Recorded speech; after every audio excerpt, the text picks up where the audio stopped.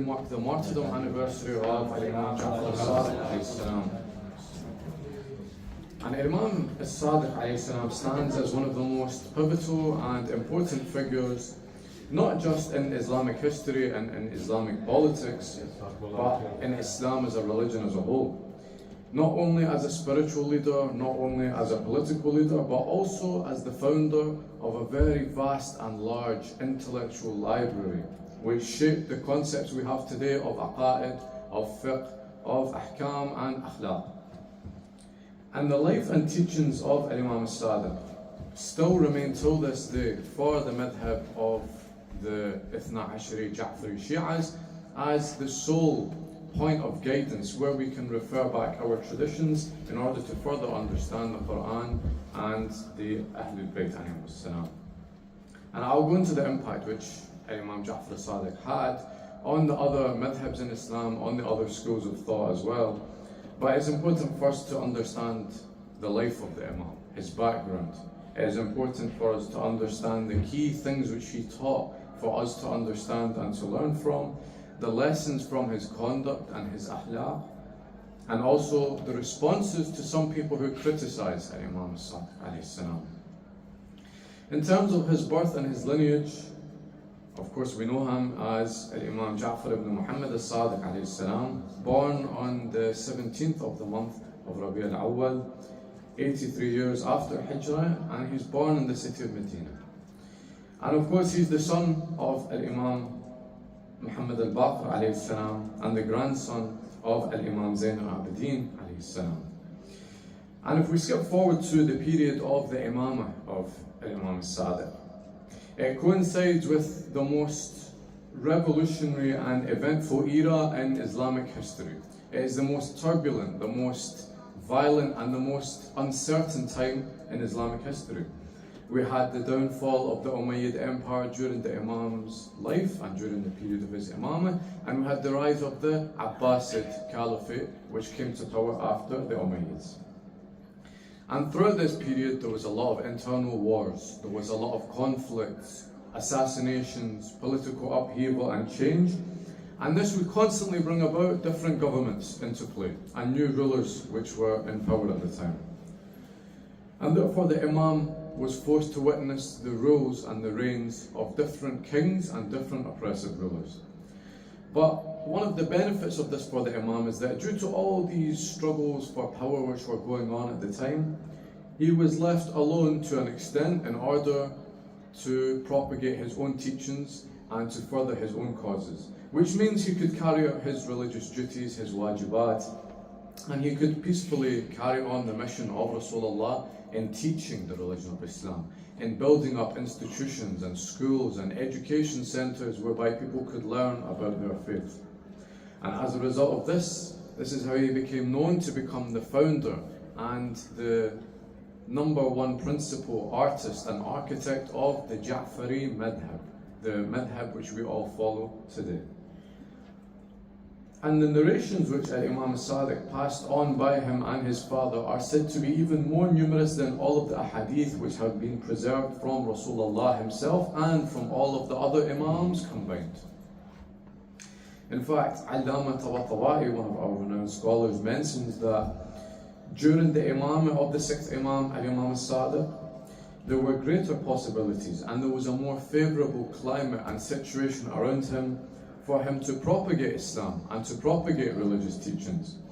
And it poses a question and it makes us think, imagine if all of the other Imams, apart from Imam Al-Sadiq, had the opportunity and the climate around them to allow them to spread the teachings. Imagine if Imam Ali was not plagued by the people who tried to steal the Khilafah from him, and he was able to spend all of these years in propagating and teaching Islam.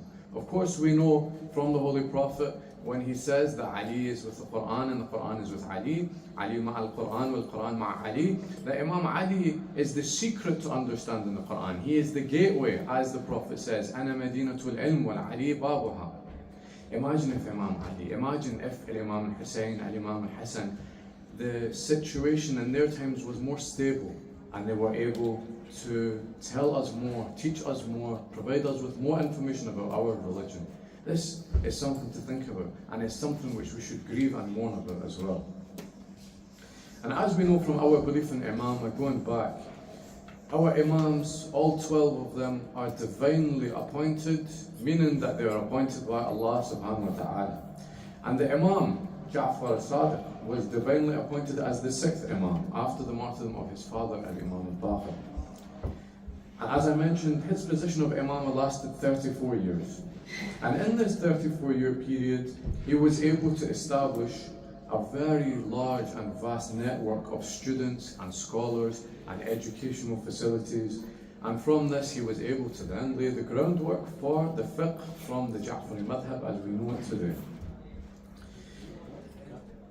Imam Al-Sadiq had the opportunity to expand and explain all of our religious concepts. However, there are a few which I want to focus on today because I find them the most beneficial and the most interesting.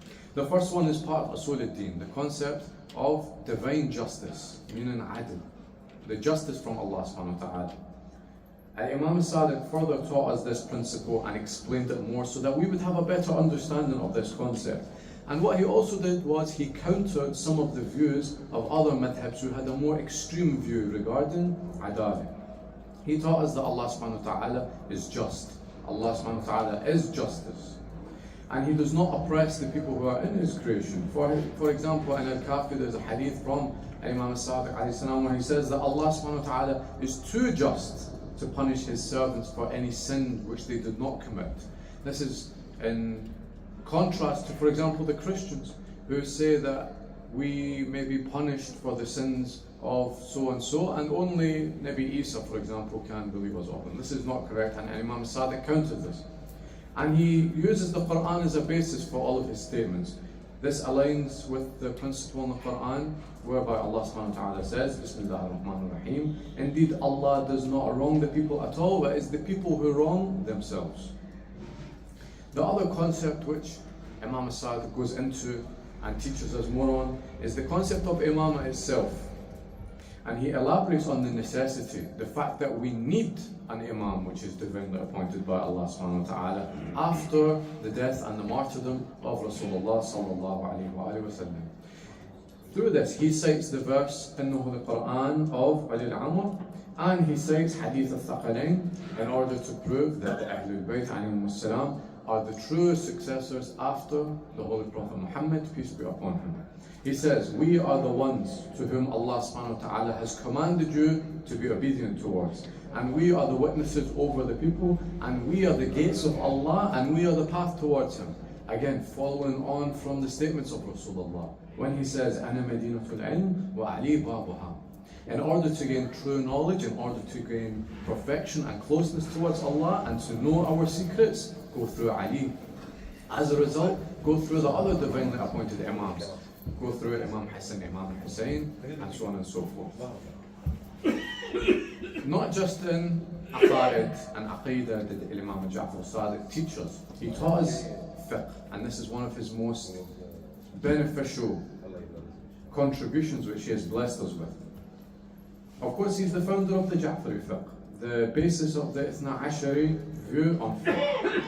And his rulings covered on every single issue. For example, in Salah, he gave us very detailed rulings and conditions and what makes the Salah invalid and what makes it valid and what are the mustahab acts during Salah. He taught us about zakat and khums, about charity. He would clarify the obligation of paying khums, paying 1/5 of our surplus wealth. And he would teach us about transactions, mu'amalat. He would give us the ethical, the correct way in order to do transactions, in order to do business, in order to do trade, and when you are writing up contracts. And these principles are something which we still use today. We don't abandon it because the Imam has passed away.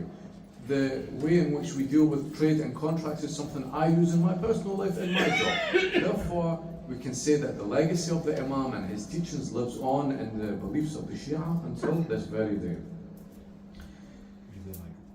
Then we have the ethical and the spiritual and the akhlaqi teachings of Imam Sadiq. One of the big concepts which he tried to emphasize was tazkiyah. The other concept related to it was jihad al-nafs, purifying yourself and getting rid of all the vices and the sins which are infesting a person's heart and takes them further away from Allah subhanahu wa ta'ala. And he tells us that jihad al-nafs is one of the ways to attain true ibadah, one of the ways to attain true worship. The Imam tells us the most beloved of you to Allah subhanahu wa ta'ala are the most pious. And the most honourable of you to Allah are the most abstinent from worldly pleasures, meaning the one who does not engage with the pleasures of the material world that much. And this, just like all of his other speeches and all of his other sayings and quotes, echoes the words of the Holy Quran, the words of Allah subhanahu wa ta'ala, whereby Allah subhanahu wa ta'ala says in the Holy Quran, Bismillah ar-Rahman ar-Rahim, he has certainly succeeded, the one who purifies himself, the one who works on himself before he goes to criticize other people. The more he finds flaws and faults in other people, first he has to reflect on himself. Imam Al-Sadiq transformed the city of Medina into a center, into a hub of learning, teaching thousands upon thousands of students, including some of the most prominent figures from the brothers in Ahlul Sunnah. We have Abu Hanifa, we have Malik ibn Anas, all of these people, their number one most prominent, important teacher was Imam Al-Sadiq. All of the rulings which they based themselves on and which they derived from and came up with their own interpretations, all stemmed from the knowledge passed down to them from Imam Al-Sadiq. He was their teacher, he was their source of guidance and knowledge and light. And this was a very important thing for Imam Al-Sadiq to do. Why? It's something he dedicated his whole life into doing.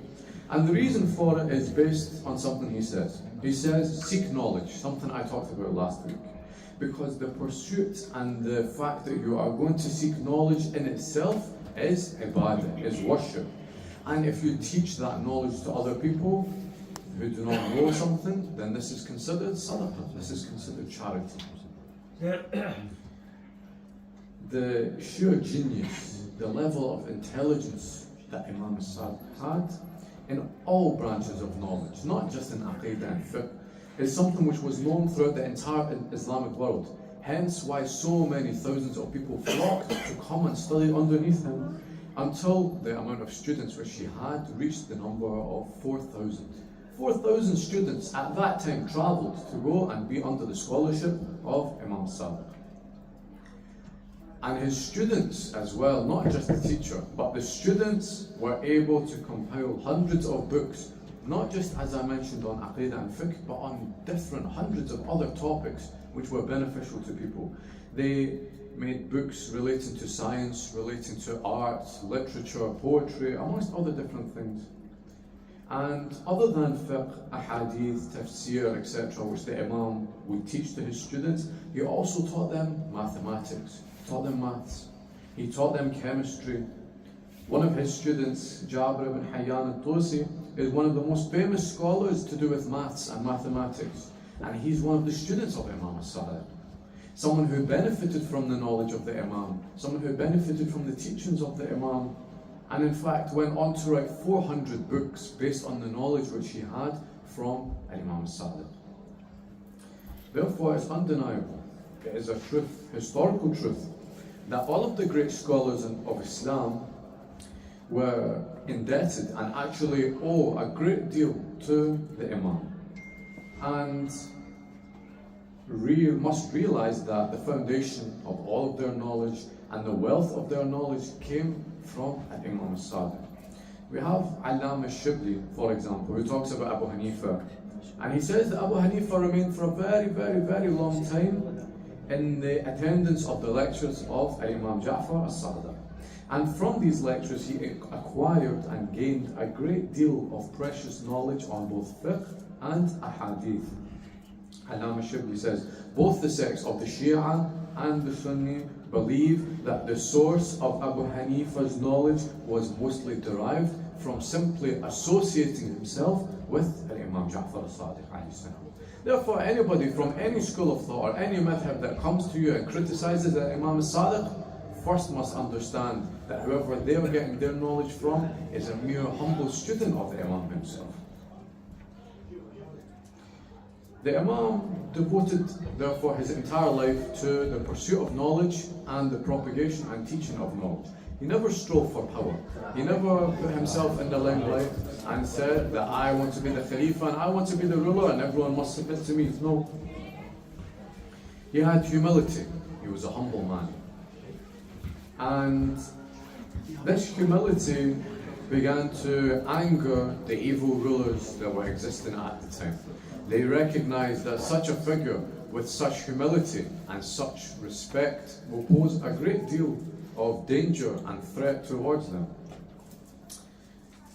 And because of this great knowledge, the people started to gather around the Imam, giving him a very high level of respect, and this brought, of course, the envy, the hasad from the ruler at the time, the Abbasid ruler Al-Mansur, who decided that the Imam posed too much of a threat to him and to the Abbasids as a whole.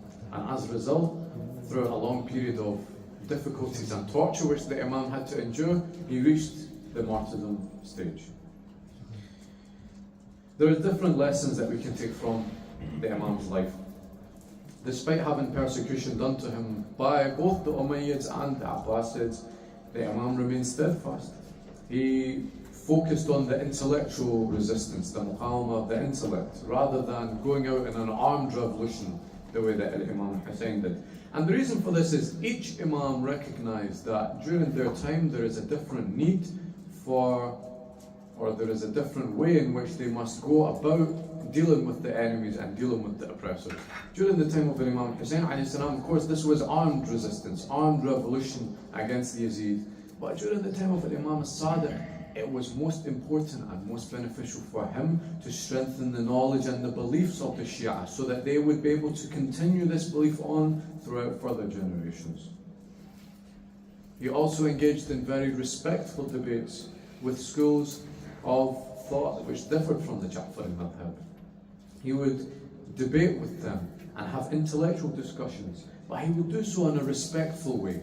Unlike some of the people who claim to follow the Ja'fari madhab today, who when they debate with foul language and swearing and abusing people. Imam Sadiq never acted in this way. When he would debate his opponents, he would always do it with a great deal of respect.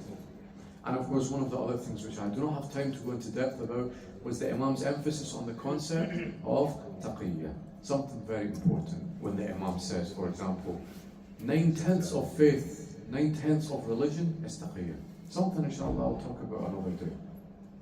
But the last lesson I want to talk about from Imam Jafar al-Sadiq's life is the warning which he gives us. The warning against having good relations and friendships with monarchies and with kings. Note the very following words from Imam Jafar al-Sadiq alayhi salam. Imam al-Sadiq says that the one who is closest to Allah subhanahu wa ta'ala is the one who is furthest away from the cruel kings. The Imam emphasized in many different traditions this statement. For example, he quotes the Holy Prophet Muhammad, peace be upon him, as saying, "Woe to you on being at the door of the kings and the people who are in their surroundings. The closest ones to the doors of the kings and their people are the ones who are furthest away from Allah subhanahu wa ta'ala. And if somebody considers the kings as people who affect the will of Allah, Allah will deprive them from His fear and will make them go astray." Having relations then with a cruel ruler, a cruel leader, as well as having contacts with the people who are beneath him, is something which is considered as having a close relationship with the shaitan himself. And it is considered as supporting darkness and cruelty. And this is what Islam declares war against. Now it is important to understand what the Imam is saying here. Al-Imam Jafar al-Sadiq alayhi salam tells us that the person who is furthest away from Allah subhanahu wa ta'ala is the one who is closest to the kings. Yet what do we see now? We see some people who claim to be experts in religion, who claim to wear the turban, who claim to wear the religious outfit, going and meeting with the kings, not just an ordinary meeting. Going to meet with the kings, shaking their hands, smiling, accepting all of the things which his family has done towards the people under his empire, and then signing a deal with the enemies of the Muslims. Al-Imam Al-Sadiq condemns this individual. Subhanallah. So specific. And we see these type of prophecies which the Imam talks about coming to life today. So this is something to be very aware of. Do not associate with the kings and the evil rulers and the monarchies, and stay far away from the people who associate with them as well. As you find with many of the Imams, due to all of the beautiful and amazing qualities which they had and the beautiful speeches which they delivered, a lot of people, certain extremists for example, would come and they would attribute divine qualities to the Imam. They would say, for example, in relation to Imam Ali alayhi salam, that, astaghfirullah, he has the ability to give rizq and X, Y, and Z. So many other different things.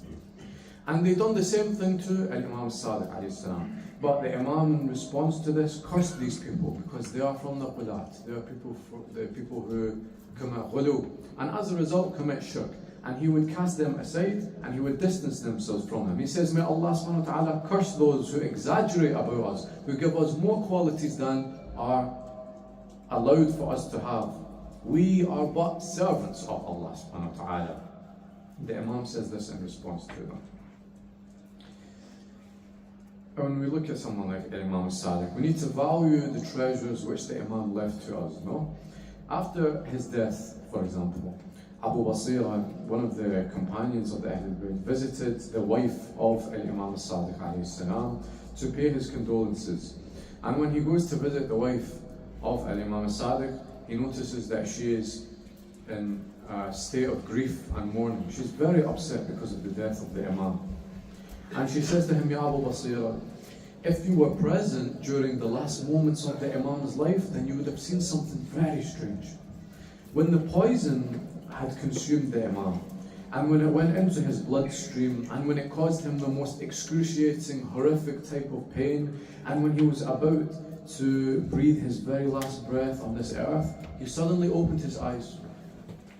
And he ordered the presence of all of his relatives to come near him. And they gathered. And they made sure that nobody was left out from this gathering. And the Imam, for the final time, looked at his family members around him and declared, our intercession will not reach those who take the concept of salah lightly. Meaning, the people who do not place importance on doing their prayers, on doing salah. And if the best example we can look at is Karbala. And we look at Imam Hussein alayhi salam in Karbala.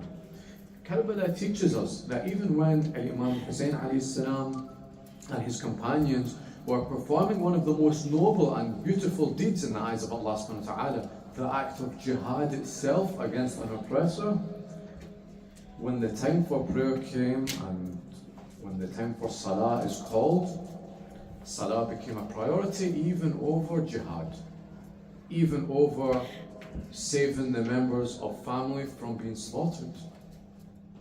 Without prayers, there is no meaning or no value to our mourning for Abu Abdullah. There is no meaning or no value to the ziyarah which we do of Abu Abdullah, Sayyid al-Shuhada. This is confirmed to us by the Holy Prophet. The Holy Prophet Muhammad, peace be upon us, tells him that the one who neglects his prayers on purpose is not from one of us, meaning not from one of the Muslims. Without prayers, our names therefore will not be recorded amongst the mu'mineen. And therefore Allah subhanahu wa ta'ala says in Surah Al-Anfal, those who perform as-salah and spend out of what we have provided for them, it is they who are the believers in truth. For them are grades of dignity with their Lord and forgiveness and a generous provision, meaning paradise. Therefore the person who neglects salah will not be resurrected amongst Rasulullah, will not be brought up and resurrected amongst the Ahlul Bayt.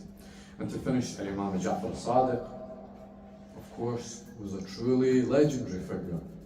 His teachings in aqaid, his teachings in fiqh, ahkam and akhlaq continue to not just guide us in this room, but hundreds of millions of Muslims around the world today. They all derive their belief from Imam Al-Sadiq.